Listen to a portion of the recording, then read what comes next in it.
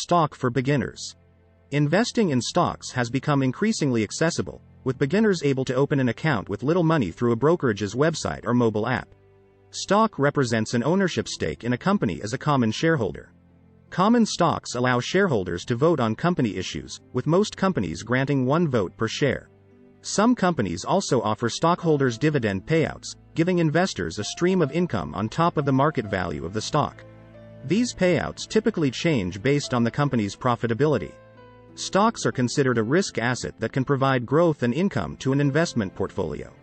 This means it's an asset class that carries a high degree of price volatility. With stocks, beginner investors must consider the degree of risk that they can take. Typically, the more risk in an investment, the greater the potential reward. But investors need to be willing to take the risk of losing money in case high returns don't come. History shows that stocks have been a reliable asset class for strong annual average returns over time. In 2022, stocks have taken a dive as the highest inflation in 40 years drives steep interest rate increases and stokes fears of an economic downturn. The gloom has ensnared some of the market's biggest names, particularly tech stocks, which have been pummeled. Facebook parent Meta Platforms Inc., ticker Meta, is down 53% this year through July 14, Apple Inc. AAPL stock has shed 16%, and Microsoft Corp.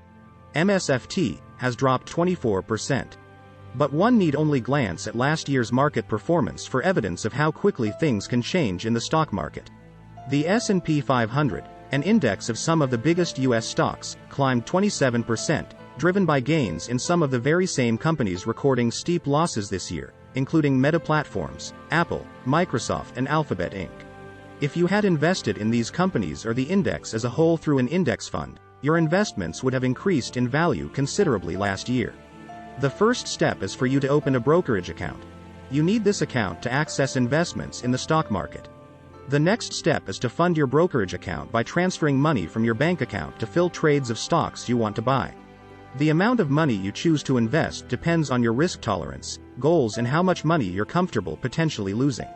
Remember that while, over time, the stock market typically increases in value, there can be short-term market fluctuations, which can put your money at risk.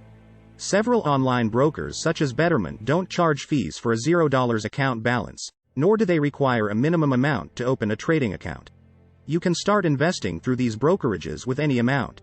Some also offer fractional shares, meaning you don't have to buy an entire share of a company if you can't afford it. Discount brokers are a boon for beginners with little money who are often looking to get stock market exposure with smaller portfolios. But a discount broker typically does not provide advice or analysis. Many of these brokers don't require a minimum amount to start an account, while some have a low beginning threshold of $1,000. It is normal for the stock market to experience bouts of volatility. During those periods, stocks, even ones considered relatively safe, experience price fluctuations. This can happen when there is uncertainty in the markets and tends to be short-lived. Over the long run, we have seen a 10% or greater downturn in the stock market more frequently than once every 2 years, on average, says Daniel Beckerman, president of Beckerman Institutional in Ocean Grove, New Jersey. You should prepare to be invested during these rough periods, Beckerman says, if you expect to do well throughout your investment time horizon. Volatility can certainly be concerning, especially if you are a beginner who hasn't experienced it before. That said, you should put your money in companies that can generate consistently growing revenue and profit over a long period. That way, you have confidence in the company despite the stock's price swings. We consider a company's ability to fend off competition, Beckerman says. If a company is hard to compete with, they will be less likely to run into trouble with falling revenue and profits in the future. They are also more likely to be in a position to be able to raise their prices in an inflationary environment, as we have experienced. He also notes that volatility can be your friend. Bear markets, like the one that has plagued the markets in the first half of 2022, can be great buying opportunities. The tricky part is that we don't know the date that a bear market is going to end, Beckerman says. However, if we take an average of the previous 10 bear markets, the stock market tends to provide positive returns of over 14% a year after having entered the bear market. Beckerman says that by looking at a company's metrics, you can gain insight into how companies and industries are performing. For example, when price earnings or price sales ratios are elevated, we can get some sense as to when certain stocks or industries are priced in bubble territory, he says. This was the case in 2021, when many unprofitable technology stocks were trading in what I would think of as overvalued territory. Valuation is an important factor when stock picking. Company profitability, earnings growth prospects, quality of management and industry performance are some factors investors must consider when evaluating a stock's worth to determine whether it is undervalued or overvalued. Stock valuations, Beckerman says, provide investors with some color around the sentiment regarding various industry groups. A stock's price can be different from its intrinsic value. To know how to value a stock, investors must dig into the company's financial reporting history, understand the company's role in its industry and how it fares among its competitors, among many other factors.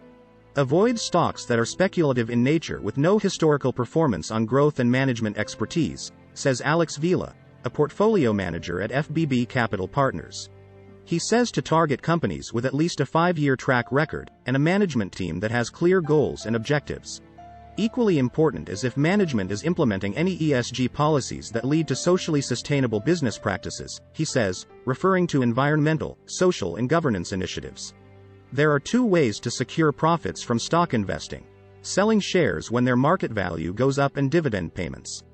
Dividends are payments in either cash or stock made by the company to the shareholder on a monthly, quarterly or annual basis. Dividend payments are a way a publicly traded company shares its wealth with its investors. Investors who want a steady stream of income from their stock portfolios invest in companies that share their profits in the form of dividends.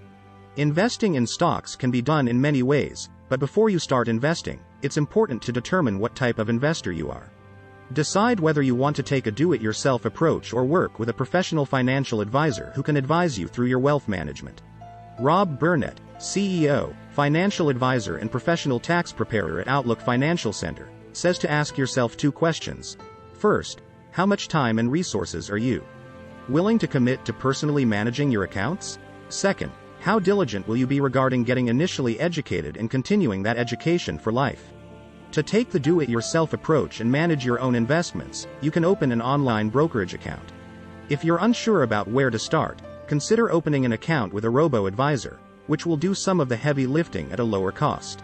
Most advisors won't work with small accounts even though there is nothing potentially better than speaking with an advisor that is a fiduciary, Burnett says.